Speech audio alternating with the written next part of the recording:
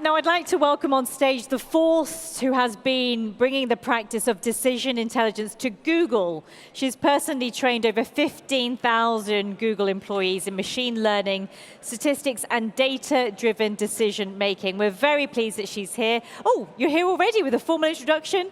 Cassie Kozyrkov from Chief Decision Scientist, is that the right title for you? That's right. From Google, welcome. Thank you. Thank you for that introduction. Hello, Amsterdam. Let's talk about two futures. The AI future that we are on track for, and the AI future that I hope we will all build together. Now, you may have heard that we at Google have trained over 17,000 of our staff members in something called decision intelligence. This is applied data science augmented by great ideas from the social and managerial sciences. You can think of it as applied AI++, if you will. But what's at the beating heart of decision intelligence is the notion of type 3 error. Have you forgotten your statistics training on your errors? Well, luckily for you, I'm a statistician. I've got your back. Let's have a quick reminder of those errors. Type 1 error is where we incorrectly reject the null hypothesis. Type 2 error is where we incorrectly fail to reject the null hypothesis. And type 3 error is where we correctly reject the wrong null hypothesis. Or if you prefer the Bayesian statement on that, all the right math to solve entirely the wrong problem. Now, AI projects are not immune to type 3 error. When this notion is brought up in stats class, usually it gets a few giggles. I mean, it's presented as a sort of emblem of, hey kids, you should work on like useful stuff instead of mathing real hard at useless things. And after that one mention and those giggles, it goes away and is never heard about again. Now, what I want to ask you, though, is what is the plan there? By what mechanism are we expecting that the folks that we train in all that careful mathematical stuff, they just transcend beyond that and start to think about business, decision-making, and how to actually solve problems usefully? What is the plan? Who's training them? And when you look at this shelf here, I want you to imagine that that little red velvet book in the middle there, I want you to imagine that symbolizes the stuff that you learn in your classic AI PhD program. Whereas the entire shelf is what you need to know about in order to do a serious applied AI project. And if the team that is working on this is missing those end-to-end skills, your AI project becomes one big type 3 error. And the worst part is that that stuff that you learn in your training programs, that stuff is embedded in the middle of a process, and it really relies on the bookends. And if those things are not done well, then you may as well not even do any of that learning stuff. So who's training people in the end-to-end? That's my question. We'll come back to it. First, let's talk about futures, shall we? In the future that we're getting for sure, what I see is an abundance of methodologies. I mean, when this whole discipline started out, that is AI, there was a vacuum of algorithms and methods. So we couldn't even start talking about applying them, making them useful. It had to be research-oriented at the beginning. But now we're beginning to move into a space where we can stand on the shoulders of giants. We can start to use that research. And at Google, we certainly do this. We have a large research org, and so we're able to take those fundamental theoretical contributions that come out of that research org, we're able to use them to make our products better and smarter. In fact, I can't think of a single one of our consumer products that doesn't have machine learning in there somewhere. Now, in addition to that, I see the acceleration of data collection and a lot more data available publicly. So we'll have more data, and we'll have easier and easier tools as well. And that is thanks to the efforts of engineers who go and take those theoretical contributions and turn them into something everyone can use. And so our tools are getting easier and easier, and we've got a rising trend of this. I mean, for example, take Kubeflow. Just think about what that symbolizes. A data scientist who has no idea what containers are, what Kubernetes is, now has the ability to run a one-liner startup script and then get portable, composable, scalable machine learning all set up for them, ready to go. They can just start interacting with that Jupyter notebook. Remember the days before notebooks? Easier tools for the win.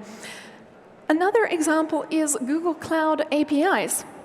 So Google goes and builds these machine learning solutions for itself, but then packages up those solutions so that anyone, whether or not they've had a course in neural networks, can go and plug those directly into their applications to make those apps more intelligent. And all of this is being democratized. And I don't just mean that the knowledge is being spread, that there are more books and trainings and blogs available. True democratization means anyone should be able to get their hands on the steering wheel. And that is something that cloud technologies bring us. You don't need to build your own data center anymore to build a vision solution, to try deep learning. You can just go ahead and borrow some hardware from the cloud and then give it back when you're done with it. Now everyone can have a try. And everyone can now become the architect of their own bright future. So this is becoming abundantly available. So let's see what you can do with it. I'm going to show you a few examples of real things that were done with Google Cloud Platform. So imagine that you're a loving son and you don't want your aging parents to have to sort cucumbers by hand. Well, you could automate that with machines. So this was done by a real family of cucumber farmers. Or maybe you're a company like Kewpie, you manufacture high-quality baby food products, and you want to make sure that you can check the ingredients and catch the spoiled ones before they ever make it into the finished product and harm our kids. Or maybe you're in the business of making high-quality satellite image maps, and surprise, a satellite image map that's covered by clouds is not a very good satellite image map. So you've got to remove those, whereas snow is working as intended. So now you might have to, as a human, go and look and compare the pixels, those white pixels. Is it snow or is it cloud? Wouldn't it be so much easier if you could just have a vision AI system do it for you, as Airbus does? Or maybe you want to get some help with efficiency in cooling your data center. We did this at Google. We gave the cooling system controls over to AI, and we got a 40% improvement in energy efficiency. That's not just money saved. I mean, that's an incredible reduction in carbon footprint. This is really good for the planet. You could also use it to automatically caption the speech that I'm giving now in real time, or translate it idiomatically to another language. You could use it to win against a world champion at the game of Go, or to build a car that drives itself. This is incredible. It's the future. So with all this awesome potential, why do businesses fail at artificial intelligence? Well, I think what most people don't realize is that there are actually two AIs here, two different disciplines that are as different as building microwaves from scratch and innovating in recipes in the kitchen. And a lot of businesses don't know what business they're in. This causes a lot of problems. The classic one is research AI. That is where you build general purpose tools for other people to go and find problems to solve with. So you are building the microwaves. You're not building the microwave for a specific restaurant or kitchen or specific kind of dish. You're just building this general purpose tool. And guess what?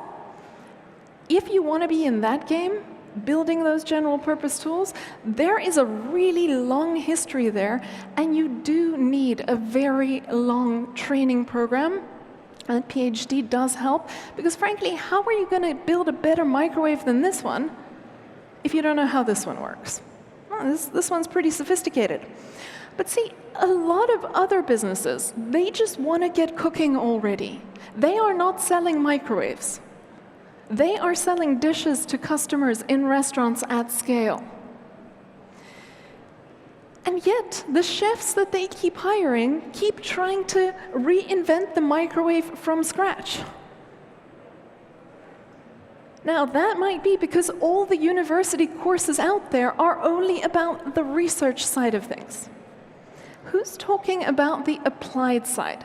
And what businesses tend to do is they staff their kitchen with researchers, with folks who have essentially been building a narrow microwave component their whole lives. They get a team of these people. They open an industrial scale kitchen. I mean, what could possibly go wrong? Now, these folks aren't trained in that stuff. And look, if you want to open something at huge scale, like, say, McDonald's at scale, just because you don't need to wire your own microwave does not mean it's easy. There is a lot that you need to know. You should focus on that other stuff if you're in the game of innovating in the kitchen. And you should only wire your own microwave if you are forced to. And that tends not to be the attitude that we take today. So I propose to you that we start thinking about how to train people in that applied stuff. There are warehouses upon warehouses of these microwaves. Now we need to start talking about how to use them effectively. And if you end up hiring that research team for applied projects, and that doesn't go wrong, don't pat yourselves on the back for good judgment there. You were lucky. You hired an engineer who just so happens to be a great chef. Some folks who are brought up in the research style of things, I'm one of these, they end up looking around outside of that and then finding another separate discipline to go and master, that applied side of things. And they recognize that there's these two different areas of focus. So what's your plan, though, for hiring people who can do the applied stuff? As reliability folks at Google like to say, hope is not a strategy. Hoping that people just transcend out of their research training is not going to work very well. And the world right now is training people to build more microwaves. It's not training people how to use them safely, effectively, reliably, at scale. And that is something that we at Google are trying to fix. That is why we're training our personnel in decision intelligence, which I've told you can think of as AI++. Though, if you prefer, you can think of it like this. Research AI is about building the microwaves. Applied AI is about using the microwaves. Decision intelligence is about using the microwaves safely and effectively to meet your goals, and using something else if something else is the right solution. Now, let's also talk about why we're even excited by AI. I hope your answer is not because it sounds sci-fi. Science fiction is a terrible teacher, and maybe for a long time that had to be the motivation, though, because, let's face it, sci-fi is cool. But at some point, maybe we should start looking at what you can actually do with it. I think we've reached the point where the sci-fi argument is no longer the one that we need to lean on.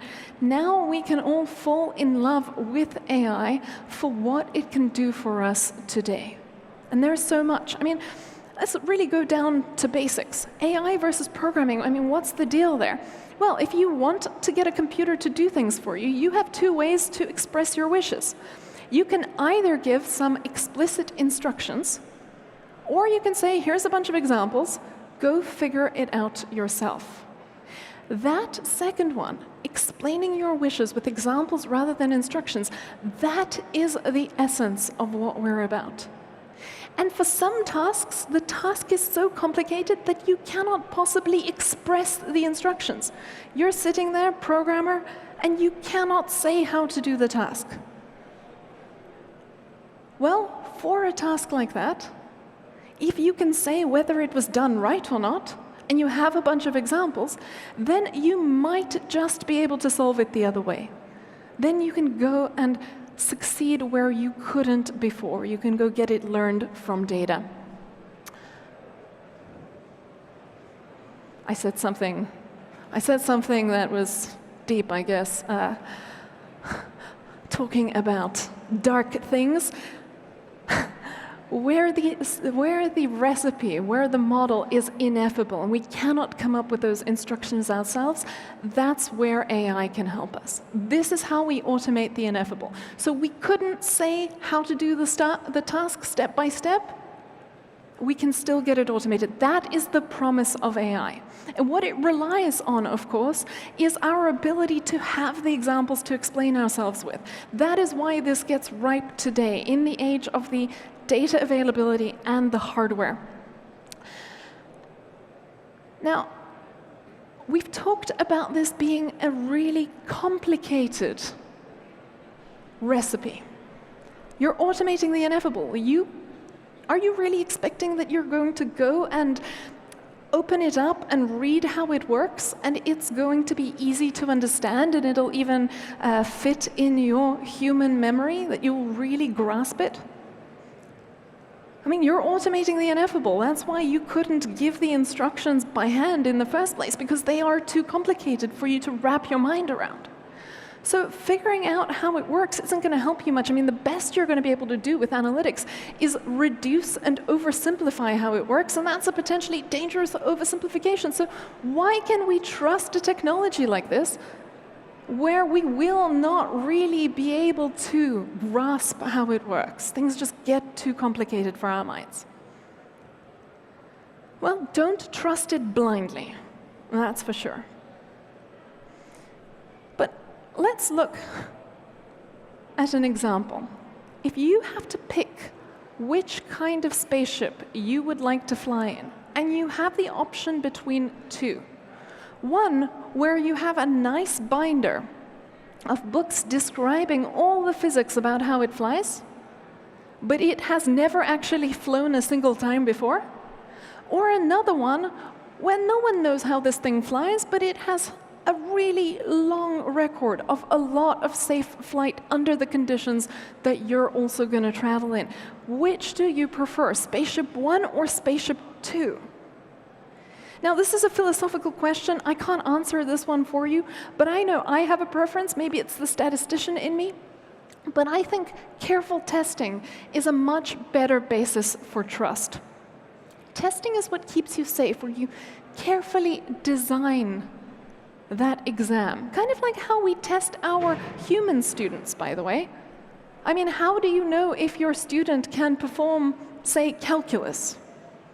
Don't just take their word for it when they show up and they say they can do it, but also don't take a scalpel and go poke around in the wet stuff to figure out how they're doing the calculus.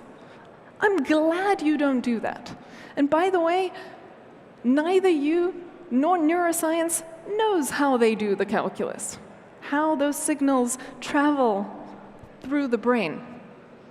No, instead of that, what you're going to do is you're going to craft a careful exam to check that they actually can do calculus and that they can do relevant problems. Now, what I'm not saying is that interpretability isn't important. Actually, when you see a lot of these interpretability debates, you might notice that the participants in them tend to be talking past one another. They're usually defending fundamental research methodologies, but they're envisioning completely separate classes of application. I mean, if your goal is to create inspiration for decision-making, well, of course you need interpretability. How is a black box going to inspire new avenues of thought? It's not very efficient for that. But if you're trying to get a system to be as performant as possible and to automate decision-making at scale, well, then why would you limit your potential options to just the things that you can wrap your mind around? That's going to underperform probably relative to a more complex system. So why constrain it? And you see that the entire discussion just simply melts away if you shift to an applied focus. What does the project actually need? Do we need for this project to be able to interpret it? And why? And if the answer is yes, then you build for that purpose.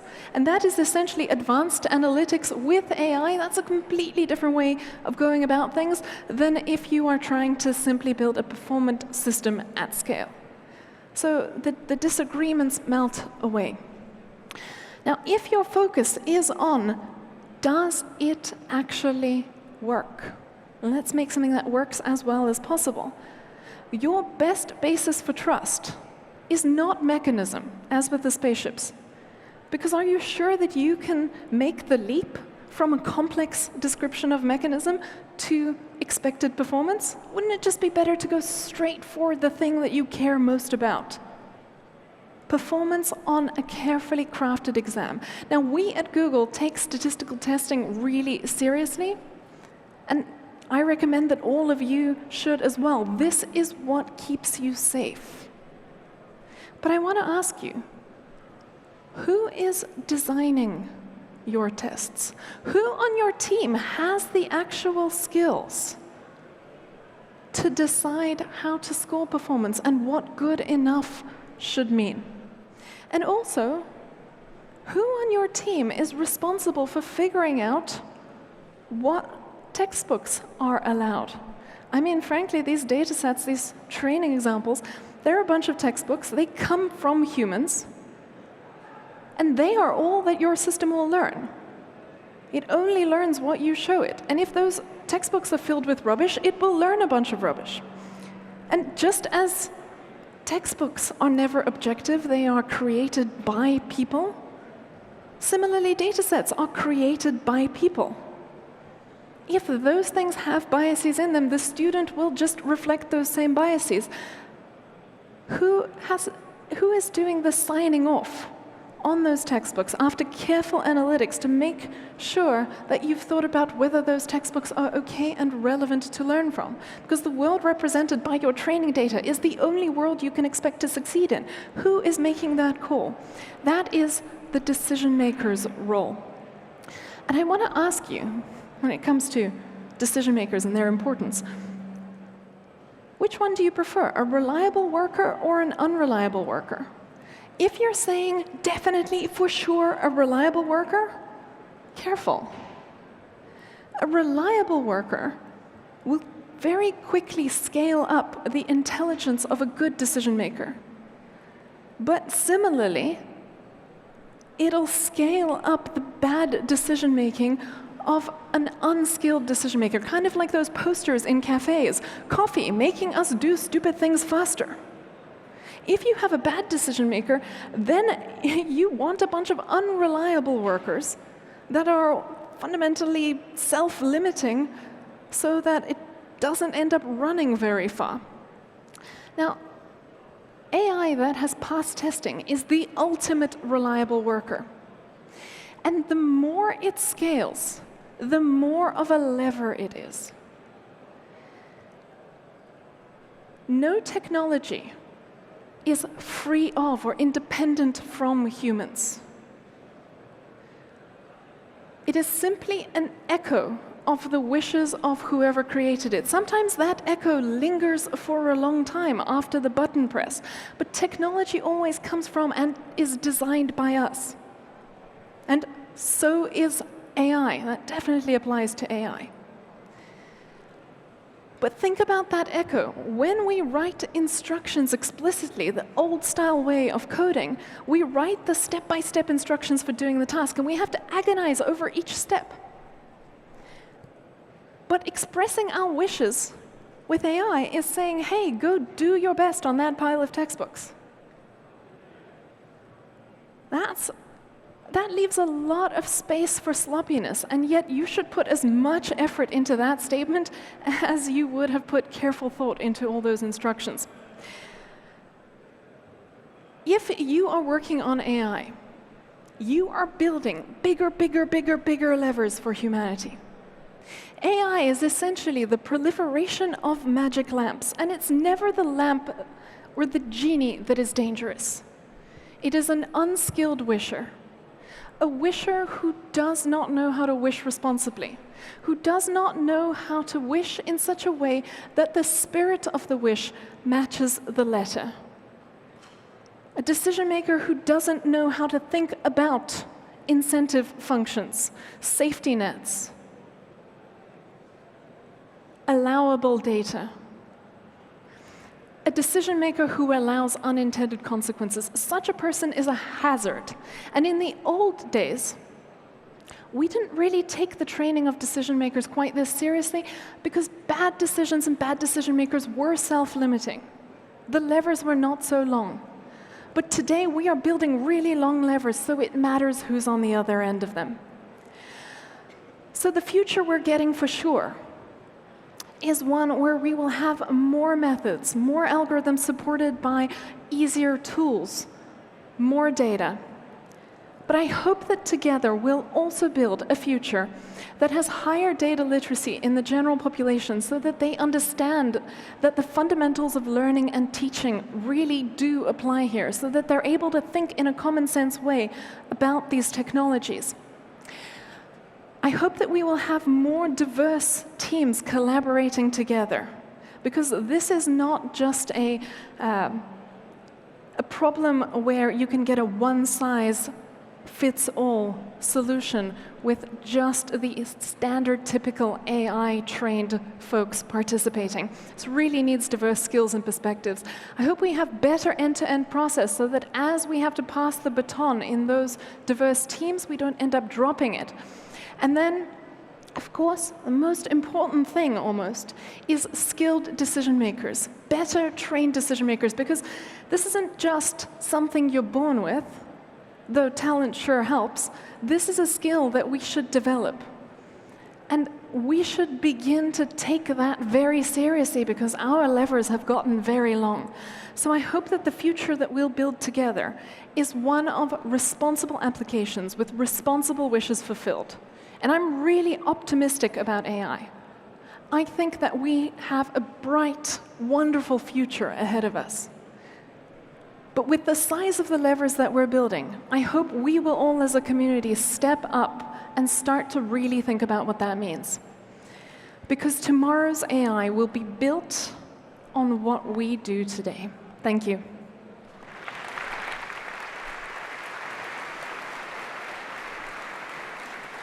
Cassie, thank you so much for that. I know you've got to get a flight, so unfortunately you've run out of time to do a Q&A with us. But should people want to continue a conversation with you, you're on the app as well. Yeah. So they can get access to some of what you've said. So much content there that I'm sure you've sparked lots of people's interest. Sure, and there's, I write some blogs and things, so I'm easily look-upable. Yeah. Lovely. Thank you so much again. Cassie, everybody, thank you. Thank you. Thank you very much.